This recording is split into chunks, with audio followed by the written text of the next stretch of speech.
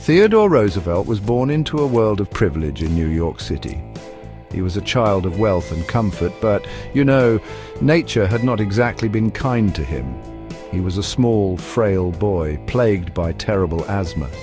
These attacks would leave him gasping for air, fighting for every breath. They came suddenly, often in the dead of night, leaving his parents terrified. For much of his early life, young Theodore, as his family called him, was confined indoors.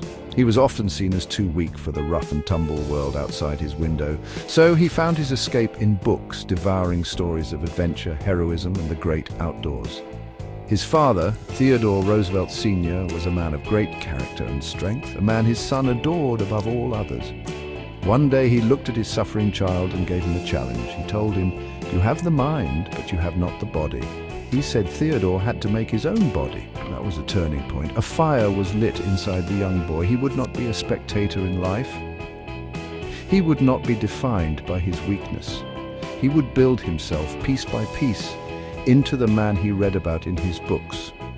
He was determined to overcome his physical limitations through sheer force of will. So began a remarkable transformation. Roosevelt started a rigorous exercise program. He built a small gymnasium in his family's home. He lifted weights and pushed his body to its limits day after day. He learned to box, taking lessons to defend himself and build his confidence. And, he found that the more he built up his physical strength, the less his asthma seemed to control him. He was fighting back against the ailment that had held him captive. This was his first great battle, a battle against his own body. And it taught him a lesson he would carry for the rest of his life. That with enough effort, with enough will, a person could change their own destiny. This relentless drive defined his character. He embraced what he would later call the strenuous life. It was a philosophy built on hard work, discipline, and facing challenges head-on. He believed that comfort and ease made a person weak. True fulfillment, he argued, came from struggle and from striving. This belief was not just an idea, it was forged in the sweat and pain of his personal gymnasium. The frail, asthmatic child was slowly disappearing. In his place stood a young man of incredible energy and ambition. He was preparing himself for a life of action, a life that would soon test him in ways he could not yet imagine. Life seemed to be smiling on the young, energetic Roosevelt. He'd gone to Harvard, been elected to the New York State Assembly, and married the beautiful Alice Hathaway Lee. He was a rising star in politics, a man deeply in love, and he felt he was the luckiest man in the world. Then, on a single devastating day in February of 1884, his world collapsed. It was a day of impossible sorrow. In the same house, just hours apart, both his young wife and his beloved mother died. Alice died from an undiagnosed kidney disease 2 days after giving birth to their daughter. His mother died from typhoid fever. The light seemed to go out of his life. He was utterly shattered. He could not bear the grief. In his diary, he wrote a large X on the page and then a single heartbreaking sentence. "The light has gone out of my life." He felt that the world he had built, the happiness he had found, was destroyed. He needed to escape. He needed to go somewhere so vast and so harsh that it could swallow his pain. So he looked west. He turned his eyes to the wild, untamed badlands of the Dakota Territory. He had invested in a cattle ranch there before the tragedy. Now, it would be his refuge. He left his infant daughter in the care of his sister and fled his old life. The Dakota frontier was a brutal and unforgiving place. It was a land of extreme heat and bitter cold. Life was hard. It was a world away from the drawing rooms of New York City. Roosevelt threw himself into the life of a cowboy. He learned to ride for long hours, to rope cattle and to hunt grizzly bears. The other cowboys, tough and weathered men, at first looked at the bespectacled Easterner with suspicion. They called him Four Eyes, but they soon saw his grit. They saw his refusal to quit no matter how difficult the task. He earned their respect not with his words but with his actions. He was becoming a different man. In the stark beauty of the Badlands, Roosevelt began to heal. The physical hardship of ranch life was a balm for his wounded soul. He pushed his body to the brink, and in doing so he found a new kind of strength. He was no longer just the man who had made his body. He was a man who had remade his spirit. The West taught him about self-reliance. It deepened his love for the American landscape. It connected him to the rugged, independent spirit of the frontier. When a terrible blizzard wiped out his herd and his fortune, he was ready to return east. He was not the same man who had fled there. He was tougher, wiser, and ready to re-enter the arena. Roosevelt returned to public life with a renewed sense of purpose. He was a man on a mission. He saw corruption and inefficiency in government, and he was determined to fight it. He first served as a United States Civil Service Commissioner, working to ensure that government jobs were given based on merit, not political connections. Then, he took on the role of New York City Police Commissioner. It was a job many considered impossible. The police force was known for its corruption. Roosevelt charged into the role with his trademark energy. He would walk the streets late at night, catching officers sleeping on the job or taking bribes. He became a hero to the public and a terror to dishonest officials. His reputation as a reformer grew. President William McKinley appointed him Assistant Secretary of the Navy. Roosevelt believed America needed a modern, powerful Navy to protect its interests around the world. He pushed relentlessly for the construction of new steel-hulled warships. He believed that strength was the best guarantee of peace. While his boss was off and away, Roosevelt effectively ran the department. He prepared the Navy for a conflict he saw coming. When war with Spain erupted in 1898 over Cuba, the American Navy was ready. Its swift and total victory at the Battle of Manila Bay was a direct result of Roosevelt's foresight and preparation. But Roosevelt could not stay behind a desk. He needed to be in the action. He resigned his position and helped form a volunteer cavalry regiment. It was a unique group of men.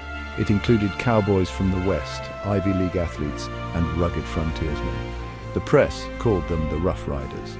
As a lieutenant colonel, Roosevelt led his men in the famous charge up Kettle Hill in Cuba. It was a fierce and bloody battle. Roosevelt was fearless, leading from the front, exposed to enemy fire. The victory made him a national hero. He was the embodiment of American courage and vitality. He returned from the war as one of the most famous men in America. His newfound fame propelled him into higher office. He was elected governor of New York that same year. As governor, he continued his fight against corruption. He took on the powerful corporations and political bosses who were used to getting their way. He was so effective and so independent that the state's political bosses wanted him out of New York. They came up with a clever plan. They would make him vice president, a position with little real power. Roosevelt was reluctant, but he accepted.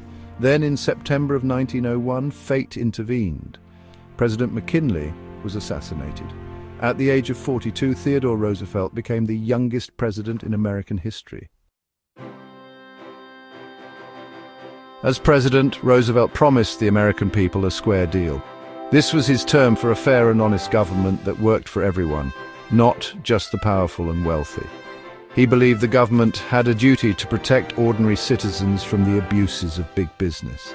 At the time, huge corporations, known as trusts, controlled much of the American economy. They crushed competition, they set high prices, they held immense power over the lives of workers and consumers. Roosevelt decided to challenge them. He became known as the Trust Buster. He used the power of the federal government to break up monopolies and restore fairness to the marketplace. One of his first major tests was the 1902 coal strike. Coal miners, working in dangerous conditions for low pay, went on strike. As winter approached, the nation faced a crisis. Schools and hospitals were running out of fuel. Previous presidents had always sided with the owners in labor disputes, often using federal troops to break strikes. Roosevelt did something different. He invited both the mine owners and the labor leaders to the White House. He acted as a mediator. He pressured the owners to negotiate a fair settlement. For the first time, the government had sided with labor. It was a clear sign that the square deal was for real.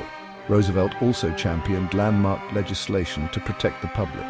After reading Upton Sinclair's shocking novel The Jungle, which exposed the filthy conditions in the meatpacking industry, he pushed for change. He signed the Meat Inspection Act and the Pure Food and Drug Act into law in 1906.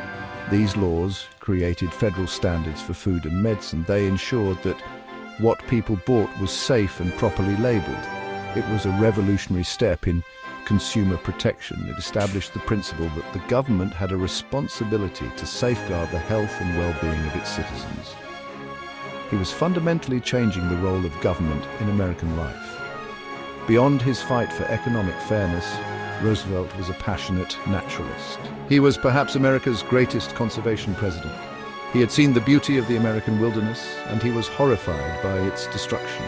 He saw forests being clear-cut and wildlife disappearing. He believed that the nation's natural resources were a treasure that belonged to all generations.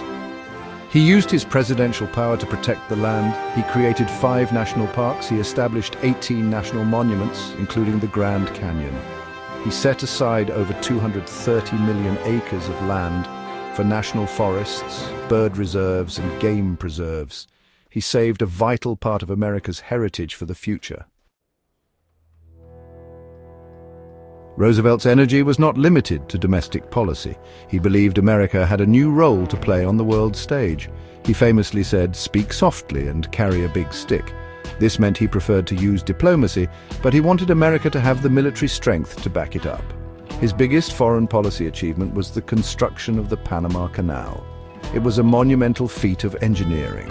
It connected the Atlantic and Pacific Oceans, revolutionizing world trade and naval strategy. It was a symbol of American power and determination. Roosevelt saw it as his greatest contribution to his country. He also worked to promote peace. In 1905, he mediated an end to the Russo-Japanese War. The two nations were locked in a bloody conflict.